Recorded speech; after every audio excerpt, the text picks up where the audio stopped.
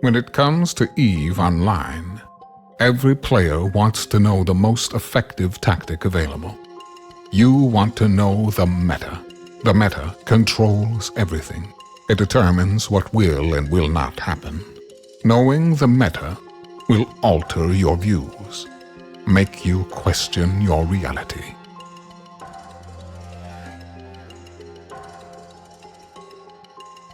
It might even make you laugh. And now, you're part of it. You're watching The Meta Show.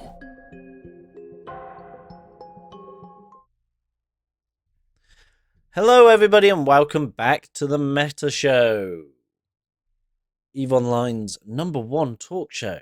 Today marks the start of Season 6 of the show. 6 seasons. It's flown by. Not for me, of course, but for Brisk and others. Next few weeks I'll be joined by several people as I search for the show's next co-host.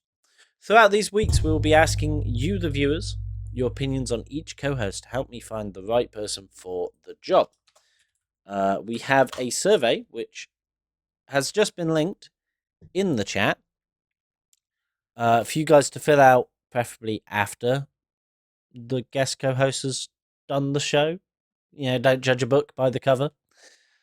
To tell us what you think of that co-host. Real quick thing. Excuse the coughing. I'm getting over like a month-long flu thing. Okay. Joining me today is my first co-host, looking to bring you the latest news and goings-on in EVE Online, the Maker Shadow, who is, I believe, the CEO of Balkan Kings still, aren't you? Yeah, basically echoing, but thank you, Dave. Thank you for this opportunity. It's been an honor to being here on the Meta Show. I think it's a great platform. It's fairly balanced, and most importantly, it talks about our experience. And it's mainly there for the players. And to just give everyone here a really quick summary about me. So I'm playing EVE since around. I think I started around 2016. And immediately after tutorial, I went to the Goonstorm space and joined the Goonstorm. So never played in high sec since day one here. A proud B, so to say. But enough about me. I think we're all here to talk about the important couple of topics that we have today. So without further ado, going back to you, Dave, for the topics. Yep. Also joining us today is everybody's favourite GSF loan shark, the purveyor of all things ISK. If you skint, Beyond Nox, everybody, who will shed a little light on what's going on in the current state of EVE's market, because quite frankly, it's a little bit skewy. Anything from you today, Beyond? Hello, hello. I mean, you hit it very, very much on the head. The market are having a rough time, and we're gonna talk about it. Okay, before we get into the nitty-gritty of the show, a lot of people have asked me why the show hasn't been on for the last 2 months. I had originally planned on the show restarting immediately after New Year's. However, unfortunately, on the 1st of January, my father passed away. So things took priority and the show got pushed back. It has, however, allowed us to have time to redo some assets. As you can see, we've got a whole new look to the show. Lovely purple. I love it. Remake, some of the videos and stuff. And just basically provide a better experience. And sorry, I'm looking to my side. I'm looking at the chat. Okay, so that being said, let's jump into our first segment, which is our Nullsec Power Hour. It won't be an hour, but let's go.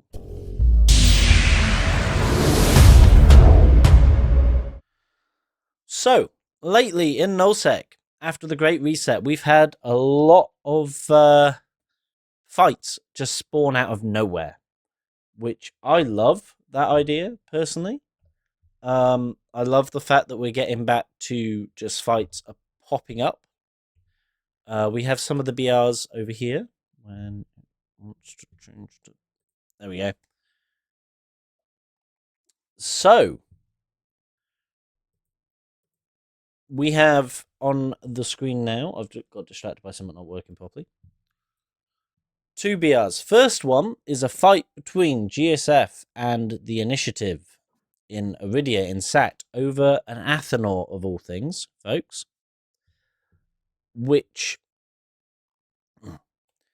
really, a 130 billion ISK fight over an Athanor is a bit ridiculous. Gonna be honest. Anyone else think that? Mr. Market, actually. How do you feel about 130 billion ISK over an Athanor? Is it our or their Athanor? In it, we're defending. Okay, and then it's fine.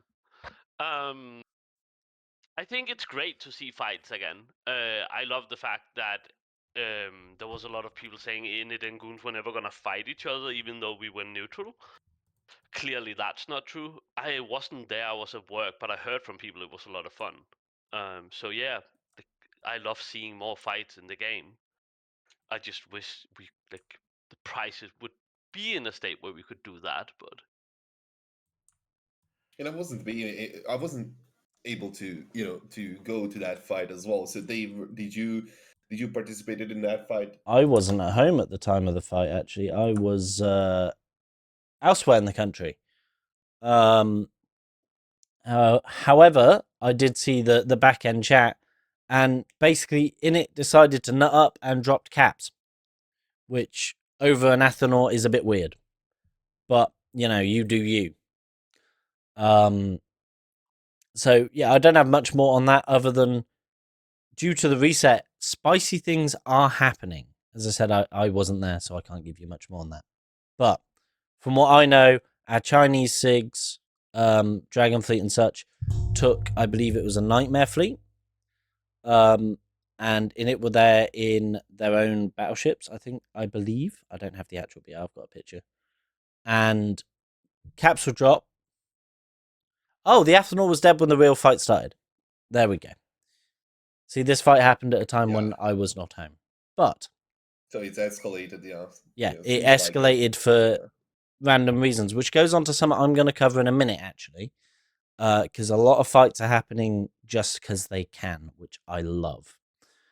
The next fight, which Remaker actually pointed out to me, so maybe he has more info, is between Shadow Cartel and Snuffed Out, equaling just over 900 billion ISK over an Athanor and a Rataru by the looks of the BR. Remaker, do you know any more about this one?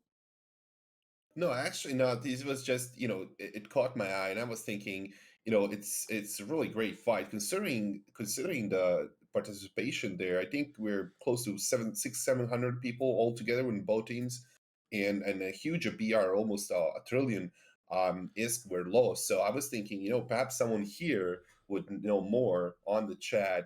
And I think that we need more, just as Beyond mentioned earlier, I think we need more such fights, and hopefully CCP will make some changes so we can support such the fights. And I think it's also one of the big topics for later on after the battle reports, and that's why the Beyond is here to talk more about the impact on the future wars.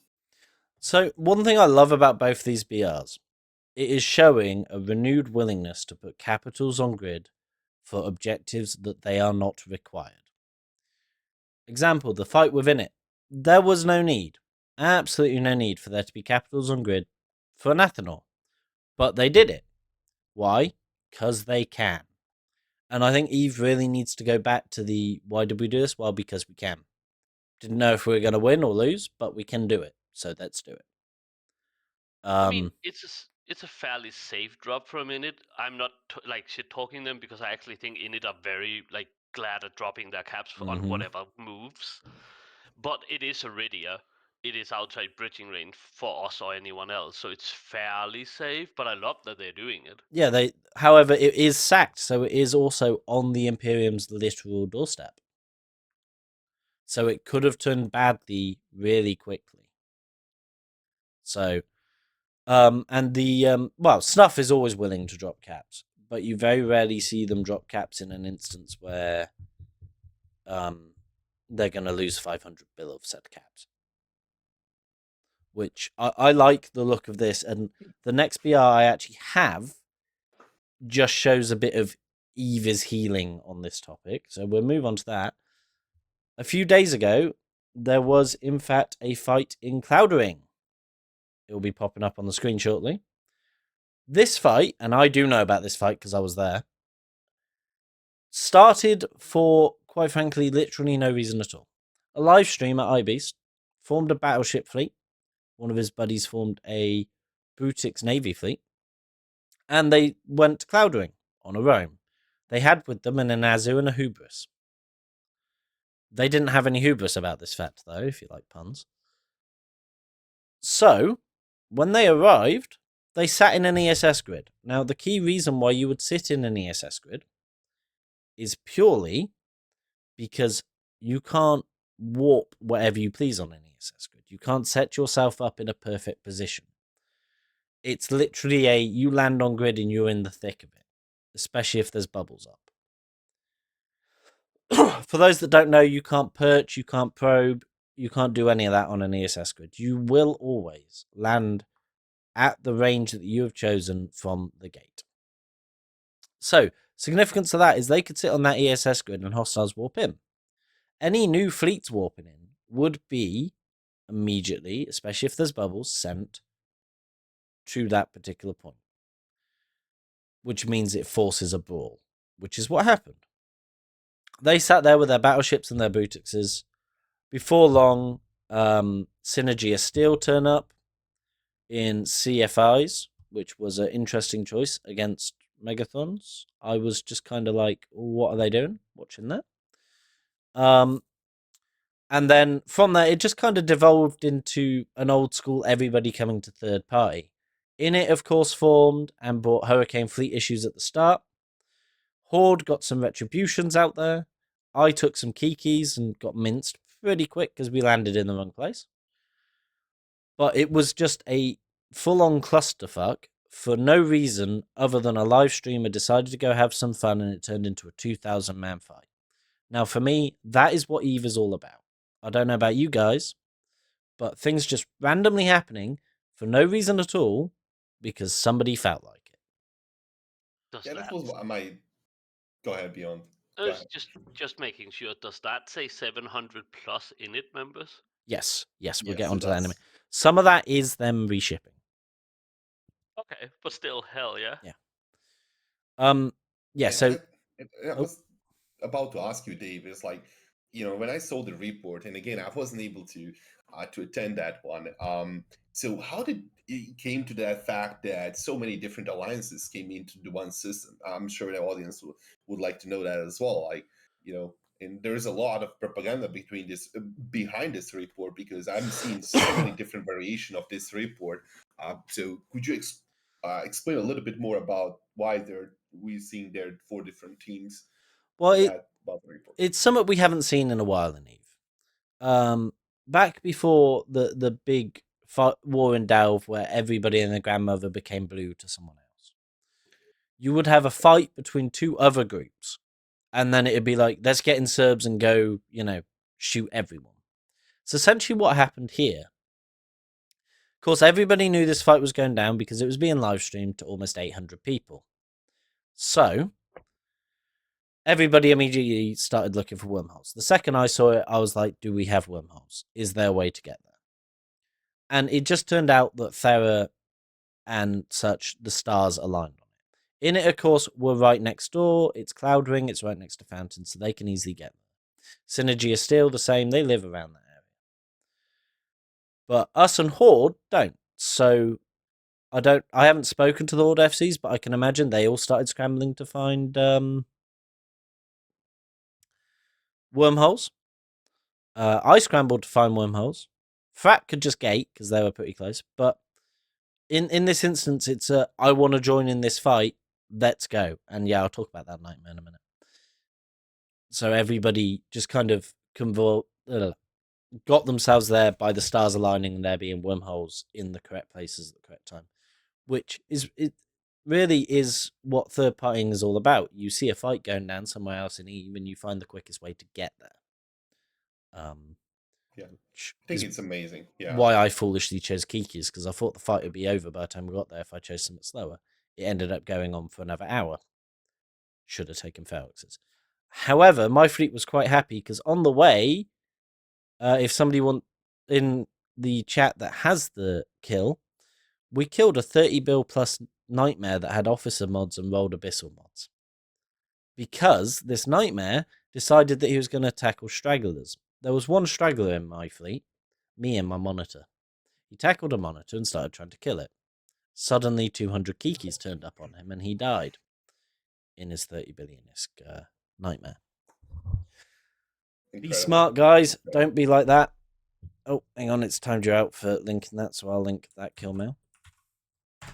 But I 30 think, bill is yeah, an I think- estimate, by the way, folks, because it's hard to actually tell how much because of the abyssals. But yeah, go on, Remaker. No, I was just saying, I think overall it's amazing, and I didn't saw that lately at all. So I hope we can see such future fights basically in the near future. Yeah, I just love. But yeah, amazing kill. I just love that 2,000 people came together, not for an objective, not for anything other than there's a fight going down. I want to have some fun. Let's get in on this. In it came like swinging. They had like 4 fleets. Us and Horde, because of the distance and wormholes do be a thing. We only had 1 each, but it was good. It was an old school. Everybody is shooting everybody because nobody is blue, which I loved it. So we're going to move on to our next topic. We've talked enough about BRs. We all know what BRs are. So let's move on to our next topic, which will be the market. We're going to stick with the Nullsec idea here because it is pretty much. But, Remaker, this is your part of the show. What is going on Thank with the you. market? So, and that's why we have the Beyond here, is because it's per my understanding, the entire CCP goal is to remove the ISK from the game to prevent inflation, and somehow, they want basically bigger fights to happen more often, and I'm having a feeling that CCP is working against themselves because is mentioned earlier about the BRs and how are we expecting to for these fights to be continuous and happen more often in the future on such large scale if we cannot scale the production, and there is a lack of minerals. And also I think it's unbalanced in so many ways that it's really, I don't see the future of big wars, um, not, at least not with the capitals and tech too, if we continue this path. And I might, I have seen and pick up the one discussion recently on Reddit, and there was a discussion about the one um, particular BR that was mentioning they lost around 30 dreadnoughts, and then the guy came and did a calculation and said, just to replace these 30 hulls of the dreadnoughts, it would require, and he took only Maxon in account, he said it would take approximately half trade of daily trade on the Jita market just to build these hulls, not even counting the fits, which should easily, double the price. And I'm just afraid, that CCP is not, going the path that they want. And that's why we have the Beyond, here on the call to tell us more about this. And I'm sure that our audience will have some questions as well. And I see also Metanox being mentioned in the chat as well. So I will give Beyond a chance to speak more about it. Sure. I mean, it's you have to like split it up in different things, but we can start with minerals definitely. We were at a point where, and I'm talking like before scarcity now, where raw coal mining, everyone was doing it. It was a lot of ISK, and Dell was paved with oracles, and that was a problem. And that's fair. We needed to fix that. We were getting too much for too easy. So we traded quantity a lot for some years with scarcity. We lost quantity in minerals. We lost quantity in like how big our ores were, how big our rocks were. We lost certain minerals from Nullsec, and we just kept getting hit and hit. And recently, we have traded more quantity for the ability for choice with the new sub hubs. So we do have the ability to mine whatever we want now in theory.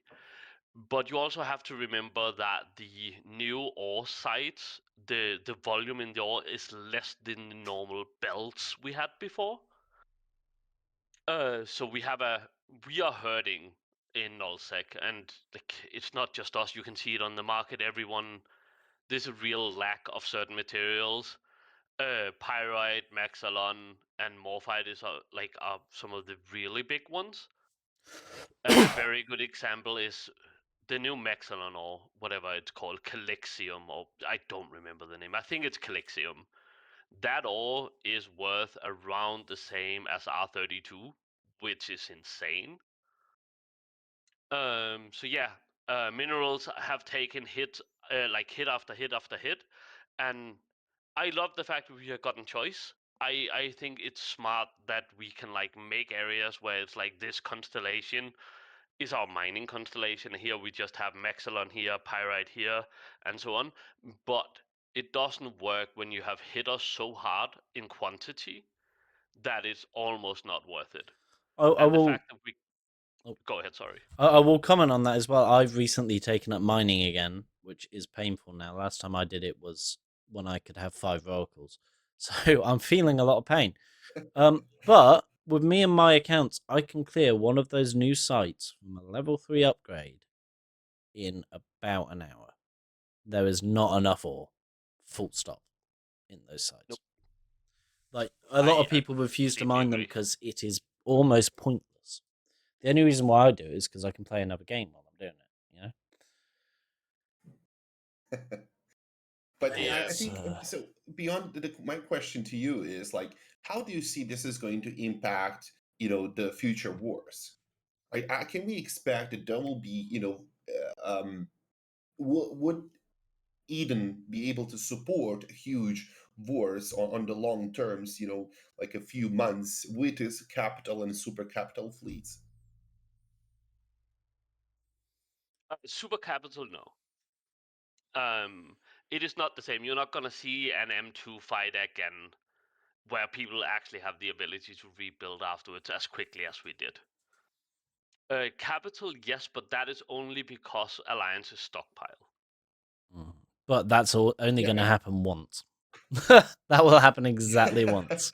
Um, and the, exactly that's my point, right? So like, if the CCP um wants to wants us to fight more often and lose these ships and get ICE out of the game, so why would you contradict yourself by getting less quantity and um and increasing the price of the production? It doesn't make any sense, right? It's not going along with their idea I can I mean, actually, of the, yeah, I go can ahead, actually Dave. talk on the capital production bit a little bit because I've been doing a modest amount of that. But in like the last 4 months, the price to build a Titan spiked by almost 100 billion ISK. Now, it's not all just minerals. That a lot of that is also the enhanced Neuralink doodah thingy. The special item you have to have on it. But the price to build capitals is spiking massively. There's also the problem that it requires, as already pointed out, a lot of Mexilon and a lot of Pyrite, which you require a lot of it, but it's very difficult to get a lot of it without getting a lot of useless crap that you don't need and can't use. Which just adds to the increased costs. So when I started building capitals again, a Titan cost around 190 bill to build. Now I have to quote people like 290 to 300 bill just to build them a Titan. And dreads are going up constantly as well, so are carriers. It's just a escalation that's not going to go down anytime soon. Exactly. And I do like I produce also when it comes to the industry, I don't produce necessarily the ships, but more like deployables and such things. And let's take into account that conquer beacons, Rogel conquer beacons. Recently, I produced around 1,000, I think, beacons, and it took me several weeks to get all the megasit. Basically, if I would go ahead and just buy like 5 million megasit that I require from the JITA, basically I would empty all first 100 lists there in 30% of the market. It's like it never happened that before. And as you mentioned, like the point where you said a Titan, I sold my first Titan. I think it was in 2019. I was going to on the break, so I was selling my Titan. I sold it for, I think, fully fitted for 35 or 40 billion, something like that. Right now, it's like more close like 250, and I don't see that we earn 200-300% more in this game.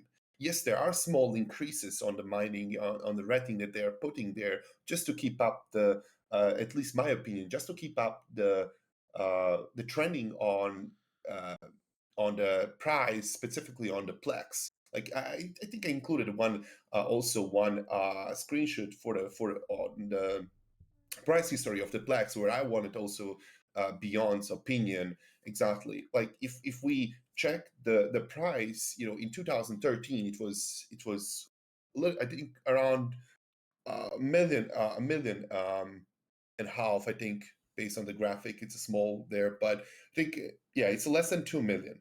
And then from 2013 to 2022, early 2022, it's basically 9 years. It went from 1.5 million to uh, 3 million, and I think 3 million, 3 million.5, something like that. So the point is, in 9 years, it went 2 million up, right? But then in last 2 years, it went from the 3 to 6 million.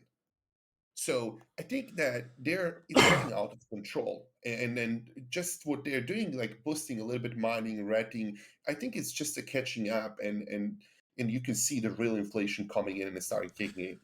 I The think that's my opinion. But beyond or Dave, what do you think? well, the thing I'll note on they've boosted ratting income. The only people that affects are people like me that can run 10 Stormbringers. The average Ishtar dude ain't gonna isn't really gonna make a difference to them. Back in the day, they could sit and hug a Oracle, for instance, and make more ISK and be able to plex their accounts. Now they have to be ratting almost all day in an Ishtar to even have a hope in hell. But Beyond, you're the mass guy, as you know. I'm terrible at it, so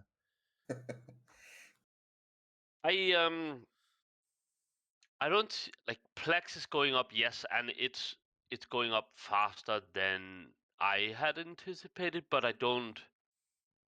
That is not my immediate worry. My immediate worry is some of the things they have changed around capitals and battleship production. Mostly capitals. I understood why they decided to be like, hey, we want to make it harder to build capitals and super capitals. We need to put in stuff that is just not minerals, because it is a lot easier to just mine, build, mine, build, mine, build. So add some complexity. So the fact that they added reactions and PI, for instance, that makes sense to me. P4 were used in structures, I think, and that was about it. So getting that another outlet made sense. Getting R4 another outlet made sense to me as well. I think the random bottlenecks appearing from random exploration, where you have to be lucky or know how to do a special site that no one has been running for like 7 years until this happened, is bad for the game. I think creating bottlenecks that is not like I mean, in theory, it's farmable, but you get what I mean. Like, if reactions were a bottleneck, it would be a lot easier to just pave the entire constellation with ethanol and just mine everything and have all the materials you needed. It would and also put. Go ahead. Sorry. and that, as you said, that is the big thing. It's the, as I said earlier, the Neuralink is the thing that's screwing up, especially Titan production. And a lot of the parts on that do come from just happening across them. You've got to find them. Which in hindsight is great, but when they're so rare that the thing costs 30 billion alone now, or more actually, I haven't checked recently, to build it, maybe they're a little bit too rare. Like, I agree with Titans being expensive, but one component costing more than like all the others put together is a bit ridiculous. I hope there's something CCP are doing that I'm just not grasping here, because they also said that scarcity was a long plan, and I'm not on TSM. I don't know anything except from what I'm guessing. But we are in a situation where we want a game that's like have the big battles. We want the BR tags, and we want the M2 tag fights. But that also means we need to be in a position where we are able to lose Titans and rebuild them. I think the fact that we could buy Titans for 35 billion, like I did with my first Titan when I joined Goons, is too cheap. I get it. But the fact that it is affecting both super capitals and capitals, I think is sad. I love the fact that smaller alliances always had the push up button, where they could get 50 man into dreadnoughts for a billion each, and crash a titan, like murder a titan that was unlucky, and it would be worth it for them to lose 50 dreadnoughts to do it. Yeah, in my And it would be opinion, supers and titans should be the expensive thing. Dreadnoughts, especially, should be ammo. They're meant to kill the expensive things. They're not meant to be like, well, we could do this, but we need almost as much in dreadnoughts to kill the thing as it's worth. But to your point, Dave, I think I agree with you. Not everyone should possess a super or the Titan, right? I agree that even the fact that that Titan should be in Alliance possession, not in the players. It's a long story, but I agree with that point of view. But then you should give some purpose, higher purpose for these ships. As currently, like for example, super. At least you can rat, you can do the Concord beacons, you can earn ISK with it, right? You can still join the fights. It's not like completely useless. Where the Titans are now, especially with these all these things which we just covered, the cost and production, the Titan is basically useless. You cannot create a ISK from this ship, right? It costs you an entire fortune or savings. You cannot make any further ISK with this ship. You cannot take the battles. You cannot shoot the smaller fleets. So what else should I do, right? Yeah, exactly. It's In my opinion, removing high angle guns from Titans was a mistake. Because especially now, you've got a ship that you've paid 200 billion ISK for. I don't know the conversion off the top of my head, beyond might, but I don't know how much that is converted to real world money, but it's a lot. You've paid that much ISK for it. Yet, all you can do is sit there and spin it, unless you're in a position in your group that you can get someone to save your ass if you cock it up. Like me, I will jump my Titan to any dumb thing because I can save it. Joe Blogs can't do that. Back in the day, yes, Titans were way too cheap. Should they have gone below? Like, I bought my Titan for 60 billion. I thought that was expensive. Should they have gone much below that? Hell no. But right now, what you've got is a 200 billion ISK paperweight. Because you can't do anything. yeah. You used to be able to And rat you in a can, Titan. You used to be able to kill fleets in a Titan. And people that used to complain going, a Titan shouldn't be able to kill an entire fleet. It is the most powerful ship in the game. If you come at that Titan with a cruiser fleet, it should be able to shoot you. And if you're not a skilled enough FC to avoid that, don't go near a bloody Titan. Exactly, and I fully agree. And it's one a member, our member just wrote in the chat saying you can't even spin it. I mean, to that fact, you can't even fully spin it in your hangar. So yeah, it's So basically used mainly for bridges and for industry. I mean, at this point, I think. a little bit of information on that. By my quick eFisk per hour math, The raw materials for a Titan currently cost 214 bill. And then add about 15% on top of that for, the builder to actually make some ISK with his time. 905 euros. Exactly. There you go. You've spent 905 euros. By my quick mental napkin math, that's about £750. Or I don't know dollars, but hey, Americans, work out for yourself. To sit there and do nothing. They've nerfed the boson. They've nerfed the guns. They nerfed the tank. What's the point? Now, the other hat of me is saying, train Titans, get Titans, we need Titans. But at the same time, I do agree with people when they go, what's the point?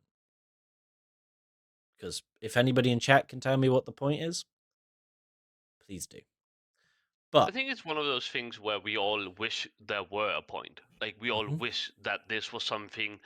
Like, I don't want Titan fights to be like a Friday thing, like Bo did it back in the day where he No. took Friday carriers out. Yeah. But I want it to be in a situation where a Titan fight is realistic, and the war doesn't end because you lose 50 I wanna Titans. be able to ping my corp again and go, Titans are engaged, everybody log the fuck on now. Because those are the times that people play this game for. The everybody get your ass on right now, shit's going down, get in, drop what you're doing. Oh no, you're suddenly sick from work. Get in this fight, But there's just no reason to do that anymore. There's no reason to try and exactly, Mirror. Yes, Mirror. my vendetta is tackled. Everybody log in. I didn't send that ping. Doubter Flux sent that ping. I was a bit busy, but that's what people play this game for. That's what attracts people to this game. CCP want new people in this game, but they're not allowing us to make the fights, make the events that bring people to this game. They can do as many updates as they like to the new player experience, but the thing that attracts people to this game, and funnily enough, I had my haircut the other day and my barber knew about this game because of the Battle of M2, which was quite entertaining to talk about with him. Yeah, if we can't do those fights, your game's gonna die. Sort it out. But as I said, my quick napkin math, the price of building a Titan has actually gone up in the last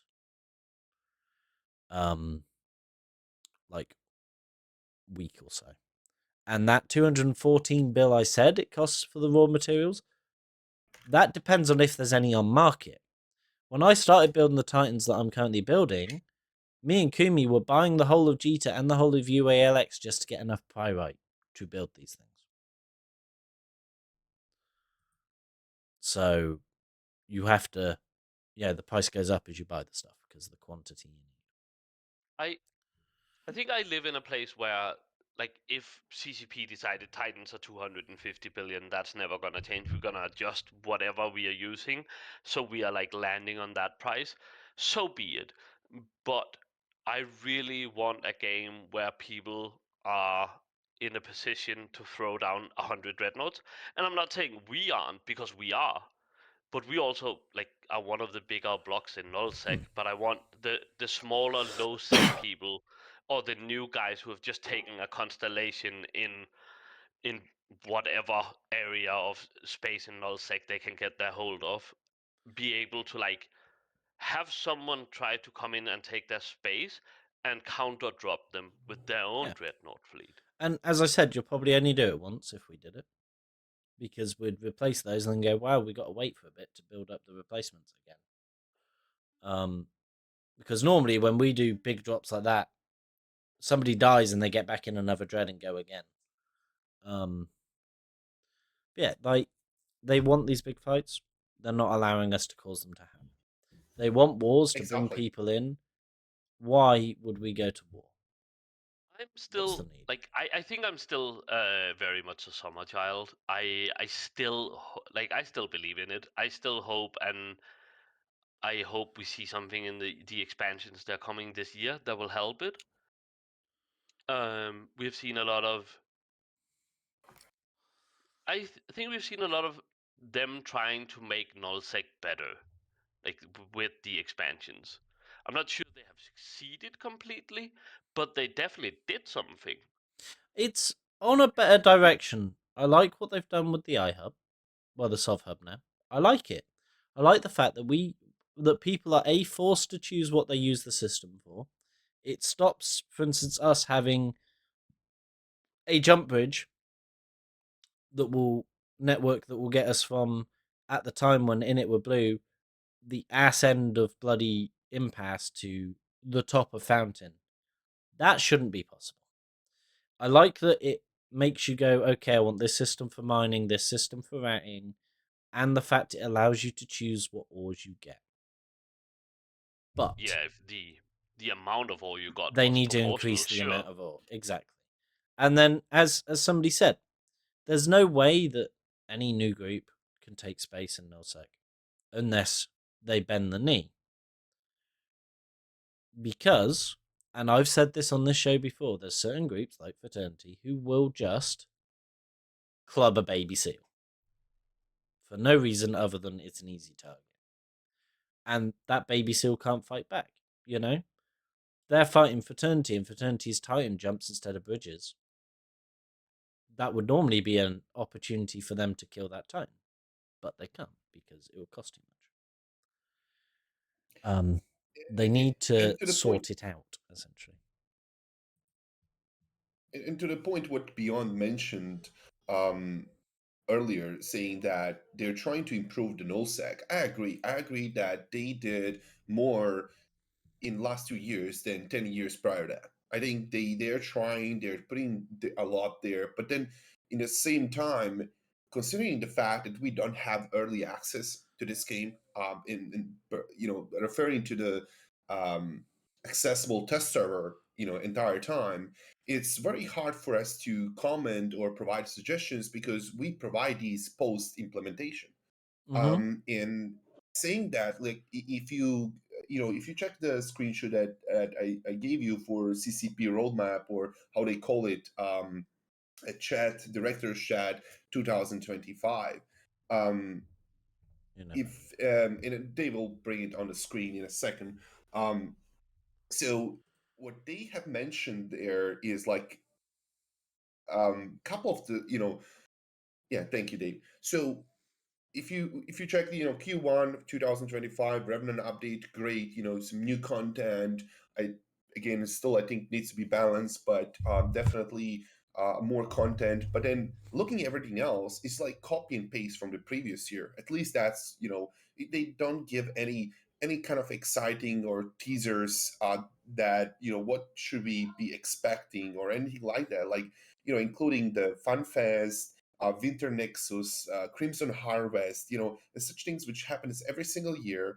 And it's more skins, more more events and such things. But what about what about the game, right? The only thing that here I would expect they would do something would be through the summer expansion, right? Because if we consider the last year, I think all these nullsec things went through that summer expansion.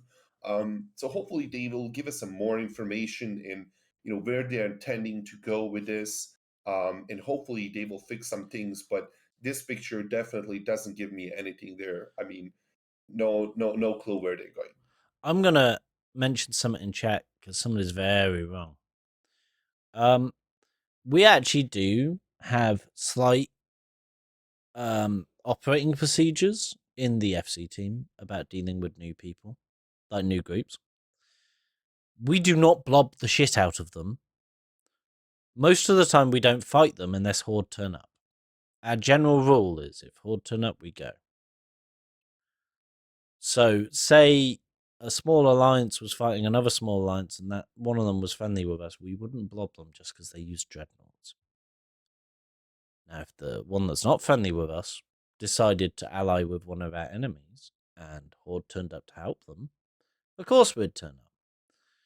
But Goonswarm do not club baby seals. FCs have actually got in trouble for doing exactly that in the past. Not recently, because we haven't done it recently. But we would never drop a dreadnought fleet, for instance, on a small group who dropped like 5 or 6 dreadnoughts on us, or even 10. Mainly because we wouldn't need to. If they dropped it on one of our fleets, the fleet would probably kill them. But we don't do the let's blob the shit out of this small guy. Because there's no point. And to What the add hell is the fun in that? And to add to what you just said, Dave, I completely agree. And I think I had a recent one question to the on for the FCs, if we can reinforce some of the nearest structures that are neutral and such things, right? And the answer is no immediately from the leadership, right? So it's just because they're neutral to us, right? We shouldn't be destroying them. We should give them a content. So they will give us a content. We will give them a content. They should stay there, even they're close, really close to our home. But they're there, and they're doing fleets and As actually dropping us actually. yeah, So I think as that says all about leadership. Yeah. as as Beyond said, we have people for the first time living in capital jump range of our home system and our ranking systems. Do we wipe them out? No, not at all. We live and let live. They could drop us on us all day if they go out ratting in a carrier. We'll kill it, sure, if we see it. We'll drop bombers on it. They do the same to us. They attack our shit. What we do not do is attack the structures or make it so they cannot live there. We could easily steamroll Tenerifis, Catch, and Desirad, but we do not. Why? Because what's the point? Why do we need to? Live and let live. It's called being good neighbors. Whereas you've got a particular group of people that own an entire half of the fucking galaxy who seem to think unless the person says yes, sir, to goblins, they should die. That's not on. However, if the person does say yes, sir, to goblins, then they will, because Sigma will kill them, probably. Look at Navy. Yeah, and I think we have seen a lot, Dave, just to add on what you just said. I think we've seen a lot of on Reddit back then where there was a collision between the pandemic and the fraternity, and everything was blue around. Even their own members were complaining on Reddit and posting a post that they don't have any content. It's everything is blue, right? They need to go 30 jumps outside to see a neutral player. I And I personally think that's ridiculous. I love where we live at the moment. I don't know about you guys. It allows a good mix of making ISK and having combat. I Go on, Beyond. was one of the people who from the beginning thought moving was a great Yeah. idea. There was a lot of us who's not like shining anything here, but I loved the fact we moved. I mean, I immediately found the safest / deadliest place to put my corp and was like, hey, we're going to go here because we can fight and we can make ISK. And now we have people like Zingham who on their stream go past the GM gate and go, don't go in there, you will die.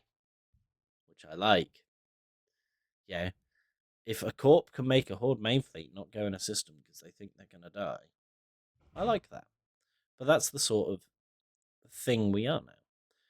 Now, some people who are watching this who are not Imperium or are Imperium may point out on Reddit or even in this chat in a minute that people like Navy and people like that and Try got clubbed by the Imperium.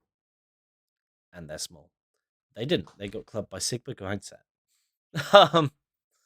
We don't send the entire coalition if they're already falling to one alliance that's decided to have some fun. So that just reinforces we don't club baby seals. There's also a little bit of who helped Horde when we were like taking over the area. Yeah. You make Like your bed. if you side, yeah, exactly. If you sided with Horde and we won because they decided to run and not bring you with them, you're suddenly alone, and you're suddenly living in the space we wanted. So you gotta move. Yeah. But that's all I've got on the gloating and basically saying don't club baby seals and shit's too expensive. Anyone got anything else? We're coming up on an hour. Yeah, I think No, I had a couple of things about like what they've done to make the game harder, and I spend a lot of time, and I have also here spent a lot of time like talking about it is harder to be a newer group, like fighting against the bigger, older, established groups. And one of the things we have seen it in is the changes to the SSC surcharges. So for the people who don't know what I'm talking about, like upgrading ME and TE on BPOs, the amount that have made so many things. Like if you have legacy BPOs of like Supers, Titans, Dreadnoughts, that is like ME 9, 10, you don't have to do anything anymore because no one is gonna use the ME 7s. So you can just sell copies. Mm. So yeah, they made it harder for new people to buy BPOs and upgrade them and use them.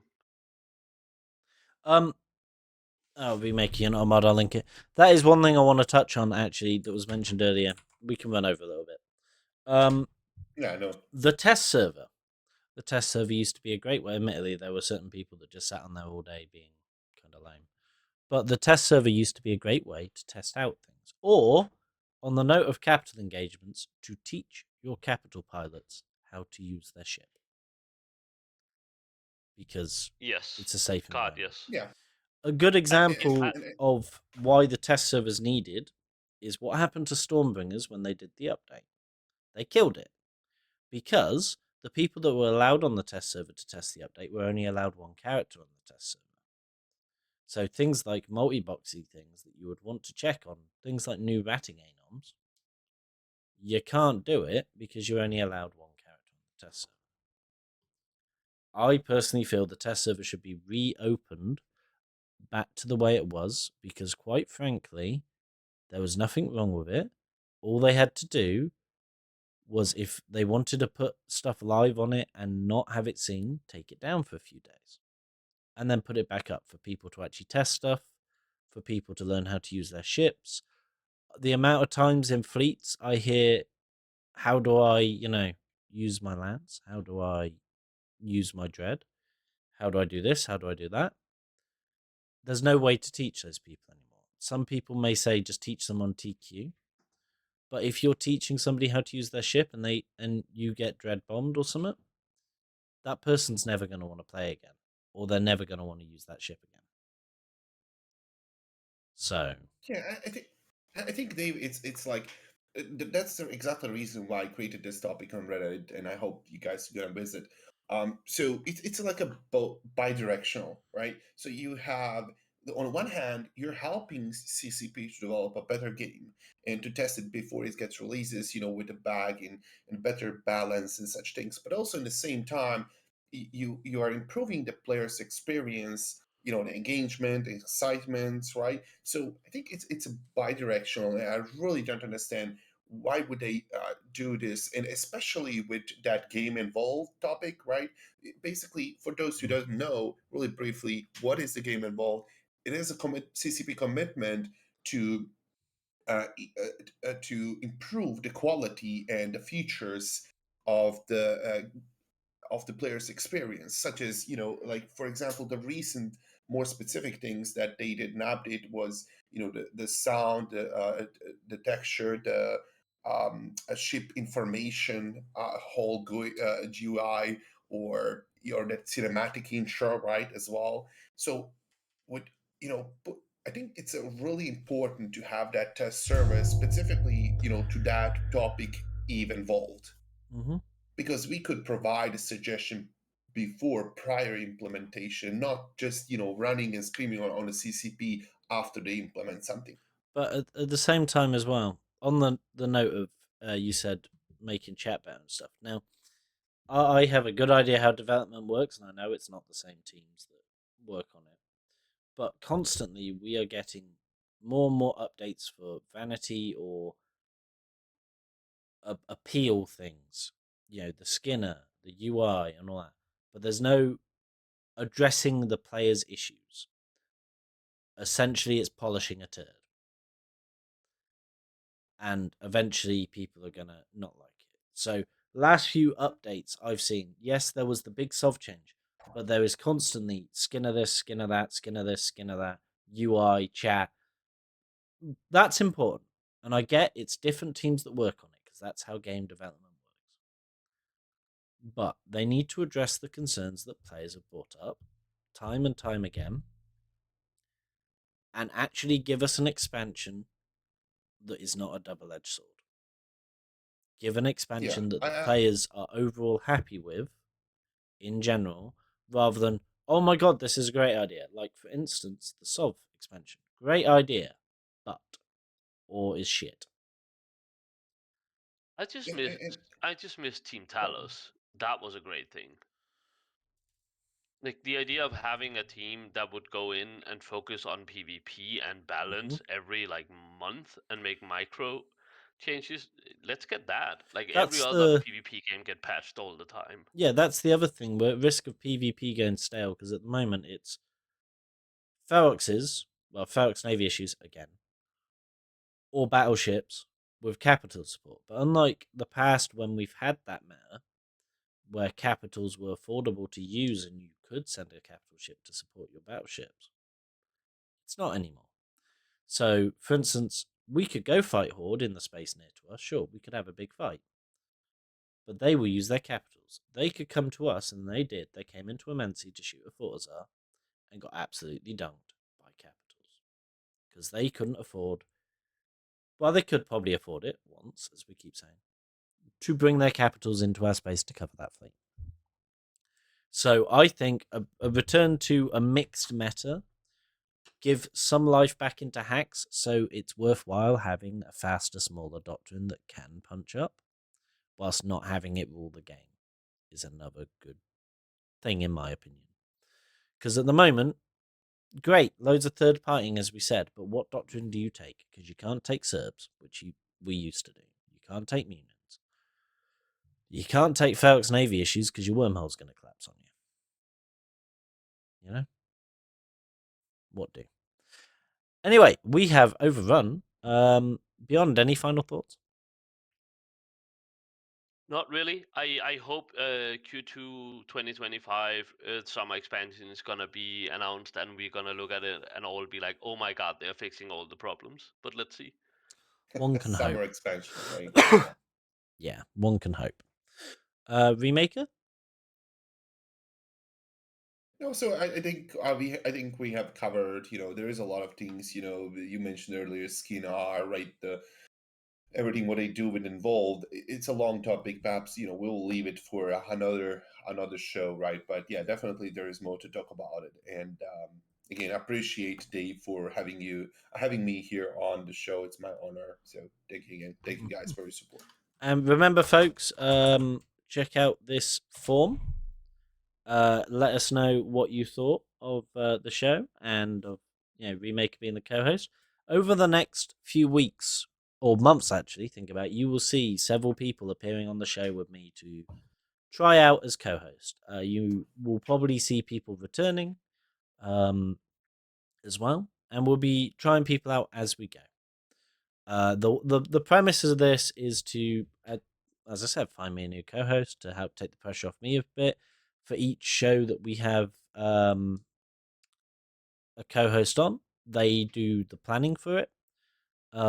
So today's show, all the topics were planned and brought up by Remaker. I just added them onto the stream, so we had them already and ran the stream side, and did my job as the host. So thank you to him. I'm sure we'll probably see Beyond again because he's like my go-to money person, literally, like with ISK and to talk about it. Until next time, we will see you all.